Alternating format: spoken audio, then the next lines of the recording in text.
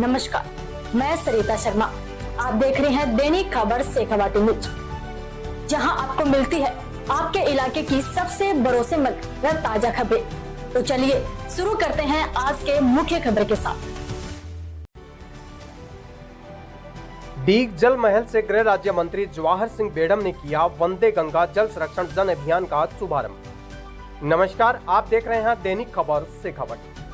खबर है डीग जिले से, तो देखिए हमारे संवाददाता जय सैनी की ये खास रिपोर्ट। विश्व पर्यावरण दिवस और गंगा दशहरा के पावन अवसर पर डीग के ऐतिहासिक जल महल परिसर में वंदे गंगा जल संरक्षण जन अभियान का भव्य शुभारंभ किया गया। राज्य के गृह राज्य मंत्री जवाहर सिंह बेढ़म ने गोपाल सागर सरोवर पर कलश यात्रा और विधिवत सरोवर पूजन कर अभियान की शुरुआत की। इस अभियान का उद्देश्य पारंपरिक जल स्रोतों के पुनर्जीवन, प्लास्टिक मुक्त वातावरण और जल संरक्षण के लिए जन जागरूकता फैलाना है। कार्यक्रम में प्रभारी सचिव वी श्रवण कुमार, जिला कलेक्टर उत्सव कौशल सहित कई अधिकारी, संत महात्मा, स्कूली छात्र और नागरिक शामिल हुए।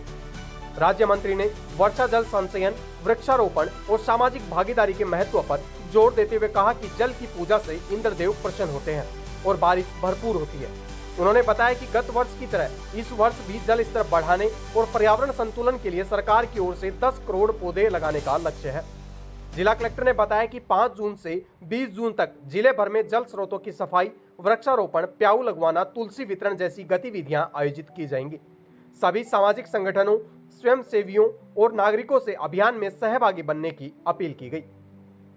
देखिए यह पूरी रिपोर्ट। देखिए, हमारे प्रदेश के मुख्यमंत्री आदरणीय भजनलाल शर्मा जी का एक इनिशिएटिव पिछले साल भी उन्होंने आह्वान किया था कि हम जल पूजन करें। इसका उद्देश्य है कि जो हमारे जल स्रोत हैं उन पर जाकर आम जन के लोग जल की पूजा करेंगे तो इंद्र भगवान खुश होंगे, और इंद्र भगवान की जब कृपा होगी तो बरसात अधिक होगी। आपने पिछली बार भी देखा होगा, औसत से ज़्यादा बरसात हुई। राजस्थान के सभी जलाशय लबालब हुए और हमारे राजस्थान का जल स्तर बढ़ा। उसका कारण रहा कि हमारे किसानों का जो उत्पादन था उसमें भी बढ़ोतरी हुई और राजस्थान की आर्थिक स्थिति को बढ़ाने में सहयोगी रहे।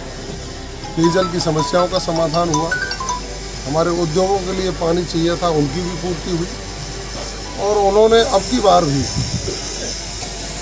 वंदे गंगा जल पूजन का जो कार्यक्रम रखा है, ये निश्चित रूप से मैं कहना चाहूँगा आपको कि आज पूरे प्रदेश में इसकी जो शुरुआत हुई है, आज गंगा दशहरा है, पवित्र दिन है।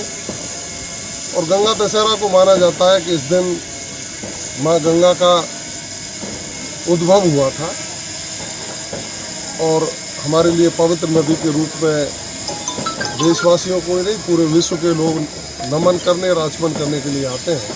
तो आज के अवसर पर पूरे राजस्थान में हम जल पूजन का जो कार्यक्रम कर रहे हैं, निश्चित रूप से आने वाले दिनों में जो मानसून आएगा तो हमें उम्मीद है कि इंद्र भगवान खुश होंगे और राजस्थान में जल की पूर्ति होगी, बरसात खूब होने की संभावनाएं हैं। इससे हम सामाजिक सरोकार के विषयों से इसलिए जोड़ते हैं कि लोगों को ध्यान में आए कि हमको पानी को बचाना भी।